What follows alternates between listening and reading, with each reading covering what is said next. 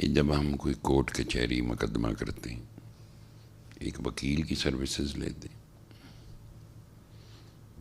وکیل اللہ کی صفت ہے، ٹھیک ہے، تو وہ اس پہ اگر ہم اعتماد نہ کریں اور دلی اعتماد نہ ہو تو وہ ہمارا مقدمہ ہم اس کے حوالے کر کے خود کہیں اور دنیا میں چلے جائیں کہ وہ لڑ لے گا، جیت لے گا. جیسے ایک بزرگ نے کہا نا کہ جس نے اللہ تعالیٰ کو اپنا وکیل بنا لیا اس کے ہر ایک کام میں بہتری آ گئی. مقصد ہے اپنا کام، اپنا کوئی الجھن اللہ کے حوالے کرنا. جب ہم کسی چیز کا سلوشن نہیں ڈھونڈ سکتے، دیکھو ہمارے پاس کسی چیز کا سلوشن نہیں ہے، ہمیں اندر سے بیٹھ کے کوئی کہتا ہے تو تیرے نہ زیادتی، تو اب یو اپلائی یور سیلف، ذہانت یوز کر، اپنی تدبر یوز کر. مثلاً یہ کہ ہر ایک شخص بچپن سے بڑھاپے تک تمام رشتوں میں سے گزرتا ہے. کبھی وہ بچپنا ہے، کبھی لڑکپن ہے، کبھی جوانی ہے، کبھی مڈل ایج ہے، پھر بڑھاپا ہے. کتنے مسائل ہوتے ہیں، ہر قسم کے لوگوں سے واہ پڑتا ہے. ہم حوالے نہ کر کے بھی جیتے ہی رہے، چونکہ ہمارا نگہبان کوئی ہے. نگہبان جو ہے اس نے نگہبانی نہیں چھوڑی آپ کی اطلاع کے لیے، میری اطلاع کے لیے. اللہ ایسا نہیں ہے کہ اس نے کائنات بنائی، اس نے کہا چلو بھائی بس جاؤ موج کرو. وہ خود اس کو اس نے چلاتا ہے، وہ ذات ربانی. ایسے ہی نہیں ہے کوئی خود رہو، کوئی چیز نہیں ہے.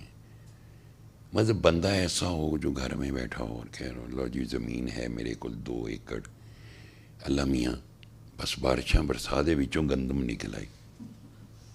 کبھی ایسا ہوگا؟ ظاہر ہے کہ اس کو جا کے لیبر کرنی ہے، ہارڈ ورک کرنا ہے، اس کی گوڈی کرنی ہے، اس میں بیج ڈالنا ہے، پھر یعنی پتہ یہ چلا کہ ایمان توکل باللہ ہے بنیادی طور پر.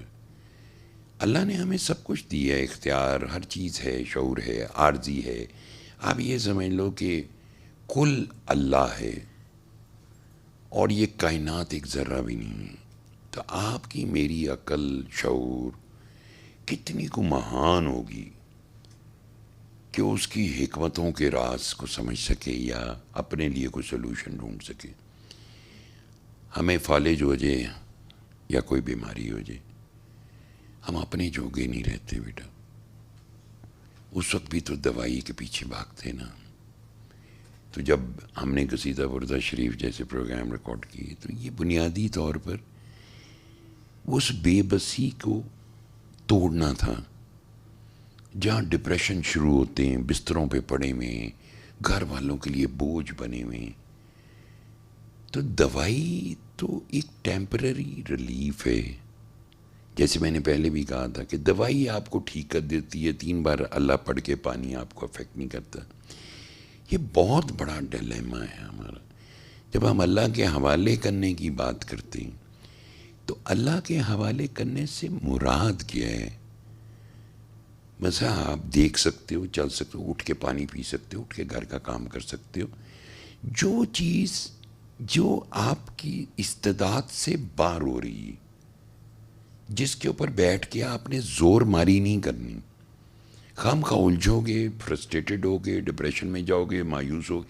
چونکہ جتنا آپ اپنے اوپر رلائی کرو گے نا، اتنا اندر سے بیٹھا شیطان یہ آپ کو وسواس دے گا کہ لو تو ایڈا انٹیلیجنٹ ہے، نکل جائیں گے دے چوہیں کیڑا کام میں گئے، وہ خراب کرے گا آپ کو. تو اگر آپ اس کو اپرچونٹی دے دو گے، نہیں ہے آپ نہیں کر سکتے. مثلا کوئی کام ہے زندگی میں، جیسے کسی بچی کا رشتہ نہیں ہو رہا ہوتا، عام طور پہ گھروں میں یہ پرابلم عام ہے ہمارے یہاں آج کل. ماں آپ کی ٹھیک کہہ رہی تھی کہ لڑکوں کا تو کوئی ایشو نہیں ہے، لڑکیوں کا ایشو ہے. تو اس وقت گھر میں کتنی ٹینشن ہوتی، جادو ہو گیا ہے، رشتہ باندھ دیتا ہے، یہ ہو گیا ہے، وہ ہو گیا. کبھی کسی نے سوچا کہ یار یہ بچی کوئی اللہ کی مخلوق سے باہر تو نہیں ہے؟ یار اللہ سے اپنا ریلیشن شپ ڈیولپ کرو، ٹرسٹ اللہ. اللہ پہ کیوں نہیں بھروسہ کرتے ہم؟ کیا ہم اللہ پہ بھروسہ؟ یار اللہ کے حوالے بس ٹھیک ہے، ہوگا ہو جائے گا، نہیں ہوگا تو یہ بھی اللہ کی مرضی ہوگی.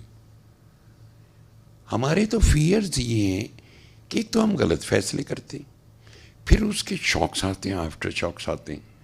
ہماری زندگی تو کانسٹنٹلی ہمارے ہی شعور اور اختیار اور عقل اور فیصلوں سے خود ایک زہر بن جاتی ہے، پوائزنس لائف بن جاتی ہے ہماری.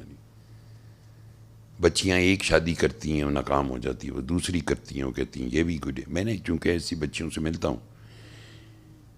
دیر از نو اینڈ ٹو اینی تھنگ. یار رک جاؤ تھوڑی دیر کے لیے، خدا کے لیے رک جاؤ. یہ اتنا وقت ضائع کر دیا، اتنی ڈگریاں لے لیں، کوئی مفید علم بھی حاصل کرو. تو ہم اپنے معاملات ہم کہتے ہیں کہ نہیں یار یہ بڑا مشکل کام ہے اللہ کے حوالے کرنا، بہت بہت خطرناک کام ہے. جیسے خاتون نے مجھ سے کہا تھا، میں اکثر سناتا ہوں کہ دعا کریں بس یہاں میری بیٹی کا رشتہ ہو جائے. میں کہ چلیں جو اللہ کی مرضی. انہوں نے کہا نا سید ایسی باتیں نہ کیا کر، اگر اللہ نے نہ چاہا تو پھر. میں کہ اور اگر اللہ کی نہ مرضی ہوئی تو میں پٹھے بھی ہو جائیے تو کچھ نہیں ہونا. یا ہمارے بہت گھروں کی بے چینیوں کی باتیں کر رہا ہوں میں، ایک ہی ہوئے گا، ان کی ہوئے گا، اینچ ہو گیا. کون ہے جو آپ کو یہ آگ پہ کھڑا کر رہا ہے؟ لوگ نہیں. اس بچی کی جہاں منگنی شنگنی جو بھی کیا میں یا رشتہ ہوا ہے وہ نہیں کر رہے کچھ بھی. یہ آپ کا میرا سب کا ایک دشمن ہے، اس کا نام ابلیس ہے. وہ کیوں جینے دے آپ کو؟ اتنا آسان ہے. انہیں حضرت آدم اور حوا کو نہیں جنت میں رہنے دیا، غلطی کروا لی نا. تو آدم علیہ السلام تو بہت پاکیزہ تھے، انہیں تو آگے توبہ کر لی. تو آدم کی اولاد جو ہے اس کو بھی وہی کرنا پڑے گا نا کہ یار اچھا پیچھے ہم سارا کام غلط کرتے رہے، اب ہم اللہ کے سپورٹ کرتے ہیں، ان چیزوں سے معافی مانگتے ہیں اللہ کے. تو جب نئی کوئی چیز بن رہی، بس آپ کر کے دیکھ لو، جو کام آپ کر سکتے ہو وہ کرو، جتنی آپ کی حد ہے اس حد تک جاؤ جو کر سکتے ہو. نہیں ہو رہا اللہ کے حوالے کر دیں کہ اللہ میاں بس تو بہترین کرنے والا ہے. آپ دیکھو وہ کیسے، آپ وہ گھر نہیں، ہمارے اکثر گھر لوگ جا رہے ہوتے نا بند کر کے تو آیت الکرسی پڑھ کے نا تو کلیپ کرتے کہ لو جی چاروں پاسے تالے لگ گئے. میں یہ نہیں کہہ رہا کہ وہ غلط کرتے ہیں، وہ بھی تو اللہ کے حوالے ہی کر کے جاتے ہیں نا. تو آپ جب یہ دل میں سوچتے ہو کہ یار اللہ کے حوالے، اللہ تو دلوں کے بھیج جانتا ہے. آپ منہ سے اللہ کہتے ہو، یہ دھڑکن سے اللہ کہتے ہو. کلندر پاک نے آپ کو یہاں سے اللہ کہنے کو تو نہیں کہا. کلندر پاک رحمۃ اللہ علیہ نے تو ذکر خفی کی بات کی، وہ جو دلوں کے بھیج جانتا ہے، جس دل پہ اس کی نگاہ رہتی ہے اس سے اللہ پکارو. کہ اسے کہا اللہ تیرے حوالے، سو جو چل پڑو. گھروں سے لوگ نکلتے ہیں نا سفر میں کہ سفر بخیر، تو گھر والے کہہ رہے جاؤ اللہ کے حوالے. حضرت غوث اعظم سرکار رضی اللہ تعالیٰ عنہ، ماں نے کتنی چھوٹی عمر میں یہاں ان کی واسکٹ میں رقم رکھ کے سی کے سفر پر روانہ کر دیا. ڈاکو پڑ گئے اور وہ کہہ رہے ہیں کہ ہاں میرے پاس پیسے ہیں یہاں سے کھولو. اور وہ ڈاکوؤں کے سردار تو بالکل ہی چھٹی ہو گئی، وہ تو ایمان لیا ہے. ماں نے کیسے اللہ کے حوالے کیا تھا؟ حضرت بایزید بستامی رحمۃ اللہ علیہ 32 سال صحرا نوردی کی، ون آف دا گریٹسٹ فقیر آف ہز ٹائم. انہیں فقراء میں، اولیاء اللہ میں جبرائیل کہا جاتا ہے. 32 سال بعد وہ واپس آ رہے تھے تو گنبد خیزرہ کی طرف رواں ہوئے.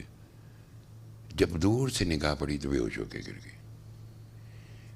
جب بے ہوش ہوئے تو دیکھا نبی علیہ الصلوۃ والسلام کھڑے ہوئے. آپ فرما رہے کہ بایزید واپس جاؤ، جلدی سے بستام پہنچو، تمہاری ماں کی آئی سائٹ چلی گئی ہے، جلدی جاؤ. یہ گھر پہنچے، ابھی دروازے کے پاس کھڑے تھے تو آواز آ رہی تھی، میں نے اپنا بیٹا تیرے حوالے کی ہے، میں تجھی سے لوں گی.